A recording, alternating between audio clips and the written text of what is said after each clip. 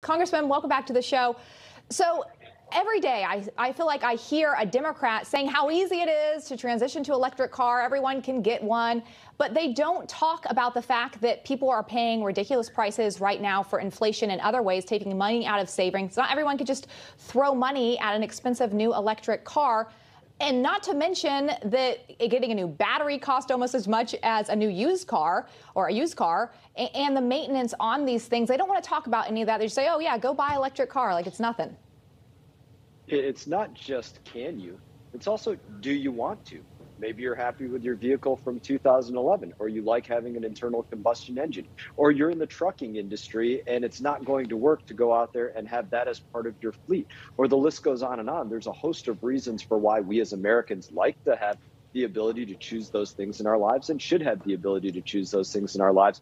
But as we see basically mocked by the administration, well, it's in their best interest that people feel pain at the pump so that they can do what the administration wants to mandate them to do. They'll laugh at you about it now. You're on the Foreign Affairs Committee. I do want to switch gears with you to Iran. Biden has been trying to get back into this Obama-era Iran nuclear deal for quite some time. The negotiations have failed. Just today, Iran came out saying that they now have the technical capability to build a nuclear weapon. So all this negotiation time, they've been working hastily. Just for a moment, I want you to talk to our viewers about why we should not want Iran to have a nuclear weapon. So number one, look at who Iran is. Number one state sponsor of terror. That gets thrown around often. Let's paint that into what that really looks like. The amount of U.S. service members that they were working to specifically kill in places like Iraq and Afghanistan, the weapons system that they were moving into Iraq and Afghanistan on a regular basis to wage a proxy war essentially against the United States of America. Their calls to destroy America, their calls to destroy our allies like Israel. That is the player that we are talking about, and giving them, not giving them, but allowing that capability for them to have the most powerful weapon on the face of the earth. It shouldn't make sense to anybody. I think you could look at it and you could say, you wouldn't allow or create a capability to say, sell a firearm to somebody that's threatening to shoot. That wouldn't make sense to anybody, and it wouldn't make sense with Iran either. Let's allow them to create a weapon when they're claiming that they want to use those weapons on us in Israel. It just doesn't make sense. It doesn't make sense. I mean, speaking of them, so Russian President Vladimir Putin actually traveled to Iran today, which they have just committed to providing Russia with hundreds of combat drones for their war in Ukraine. So they want to help fuel this war.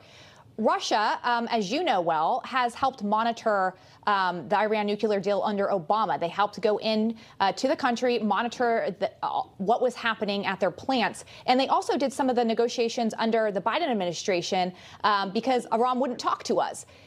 Are you concerned that this alliance is strengthening and in turn, Russia might turn back around and say, oh, actually, we're going to help you create an atomic weapon? Without question. So there wasn't a question with Iran nuclear deal number one that it didn't bring United States and Iran closer together in any kind of strategic or meaningful way for the United States of America. Counter to that, it brought Iran and Russia closer together. Russia became the largest purchaser of Iran's fissile material with the first Iran nuclear deal. And now in this situation where the United States of America and much of the globe is in a far worse negotiating situation than what they were back in 2014 with the first Iran nuclear deal, to have that player, Russia, in the midst of the Ukraine war, being a part of the negotiating table on behalf of the United States of America, just blows your mind. It doesn't make sense to any of us that try to look at tactic and strategy on behalf of the U.S. It's really beyond the pale. And it's just another example of what we've seen as a continuation of Afghanistan, where the globe is looking at this and saying, this is the Biden administration's actions. The administration shouldn't be trusted on these things, is checked out on these things, is negotiating with non-traditional allies of the United States of America that are sworn enemies of our traditional allies. He's turning his back on us. And that's what our allies see playing out. Yeah, and they're not afraid of this administration is something else we're seeing, which is very concerning.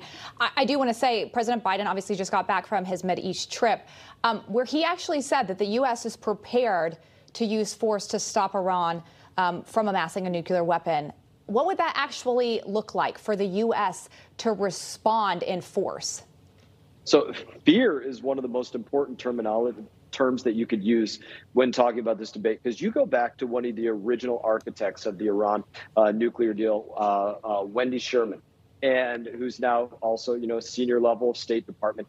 And you can look at quote after quote from her talking about one of the most important things that they did back with the first Iran deal was that they had to convince Iran that if they got a nuclear weapon, that the U.S. would destroy it in a Fordo facility or any other place. They had to know that the U.S. would do it. And that's what allowed them to create what they considered to be a successful deal.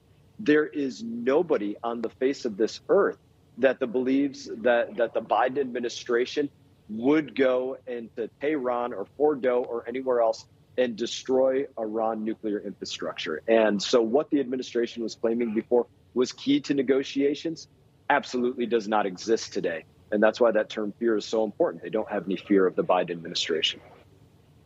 Only have 30 seconds, but what should the administration be doing? The administration, as it pertains to Iran. As it pertains to Iran, they need to find a way to be strong, which is not easy after their actions over the last couple of years.